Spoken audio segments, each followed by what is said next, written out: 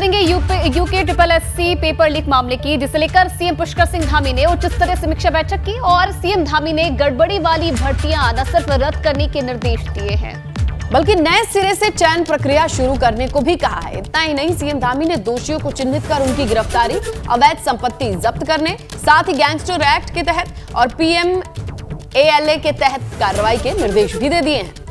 इसके साथ ही सीएम धामी ने कहा है कि जिन परीक्षाओं के माध्यम से दागी व्यक्तियों को नियुक्ति मिली है, उनकी नियुक्ति निरस्त करके उनके विरुद्ध नियमानुसार कार्रवाई भी की जाए। बिल्कुल, तो देखिए UK triple SC paper leak मामले में अब ये बात इतनी आगे बढ़ चुकी है। आपको बताएं कि मुख्यमंत्री ने कहा कि यूके ट्रिपल एससी को सुचारू रूप से चलाने के लिए वहां यथाशीघ्र एक अध्यक्ष की नियुक्ति कर दी जाए, क्योंकि अब यूके ट्रिपल एससी इस पूरे मामले के बाद प्रकाश में आया है। इसकी कार्यशैली पर सवाल उठ रहे हैं। यहां पर एक अध्यक्ष की नियुक्ति की बात सीएम ने कही है, लेकिन आरोप बहुत बड़ा है। ऐसे में देखना होगा विपक्ष क्या कहता है, क्योंकि लगातार घेरेबंदी चल रही है। यूके ट्रिपल एससी भर्ती मामले में जिस तरीके से किरकिरी यूके ट्रिपल एससी की हुई है, इसमें कई सवाल खड़े हो रहे हैं। दोषियों को सजा दी जाए। सीएम ने अपनी तरफ से कई आदेश दिए हैं, जिसमें यूके ट्रिपल एससी के अध्यक्ष की नियुक्ति की भी बात सामने आई है। आइए डिटेल्स के लिए रुक करते हैं हमारे सहयोगी पंकज राणा का। पंकज, ये बताइए कि यूके ट्रिपल एससी के अध्यक्ष की नियुक्ति की भी बात चल रही है, किस तरीके से ये ज्यादा सक्सेसफुल होगा और क्या क्या आदेश दिए हैं सीएम ने?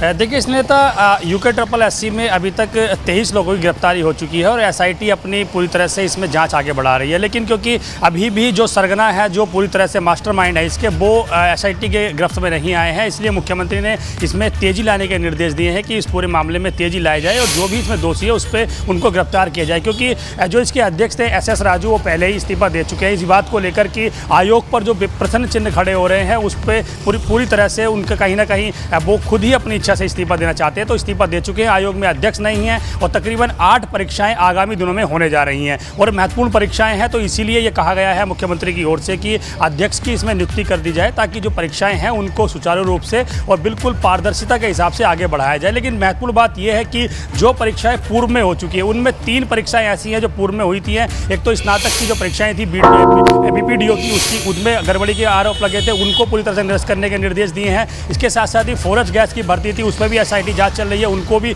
निरस्त किया जा सकता है। उसके अलावा कुछ अन्य भर्तियां, सचिवालय में रक्षक पद की भर्ती थी, उनमें भी एसआईटी की जांच चल रही है। तो ये भर्तियों को संभवतः अब निरस्त कर दिया जाएगा। इसके साथ साथ ही जो लोग ऐसे हैं जो इसमें गिरफ्तार हुए हैं, जिन्होंने परीक्षा दी थी और परीक्षा देकर वो पास हुए थे और फिर उनको नौकरी मिली थी, उन लोगों के खिलाफ, गैंगस्टर के खिलाफ कार्रवाई करने के निर्देश दिए हैं और जो उनकी अवैध संपत्ति है उनको भी सख्त जब्त करने के निर्देश दिए हैं। तो इस तरह के निर्देश मुख्यमंत्री की ओर से दे दिए गए हैं। यानी कि साफ है कि इस मामले में मुख्यमंत्री खुद मॉनिटरिंग कर रहे हैं और जो भी इसमें दोषी है उसको गिरफ्तारी की लगातार एसआईटी जांच कर रही है और आगे ही बढ़ रही है। लेकिन क्योंकि अभी भी जो इसका मास्टरमाइंड है वो गिरफ्तार नहीं हुआ है, उसको गिरफ्तार करने के लिए मुख्यमंत्री ने कहा है कि इसमें थोड़ी और तेजी लाई जाए, ताकि जो मास्टरमाइंड है वो गिरफ्त में आ सके। फिलहाल कह सकते हैं कि जो आयोग की आगामी परीक्षा होने जा रही है उनको लेकर भी संशय खड़ा हो गया है कि अध्यक्ष न होने की वजह से आयोग अपनी परीक्षाओं को किस स्थिति में कराएगा, उनमें पारदर्शिता रहेगी या नहीं रहेगी और परीक्षाएं वक्त पर होंगी क्या नहीं होंगी। क्योंकि कई युवा ऐसे हैं जो मेहनत कर उन परीक्षाओं के लिए आगे परीक्षा देने की तैयारी कर रहे हैं,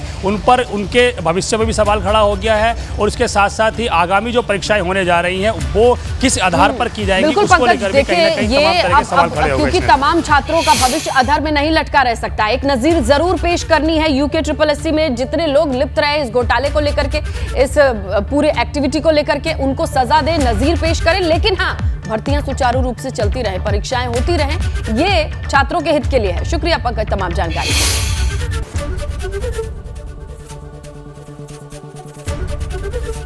एबीपी गंगा, खबर आपकी, जुबान आपकी।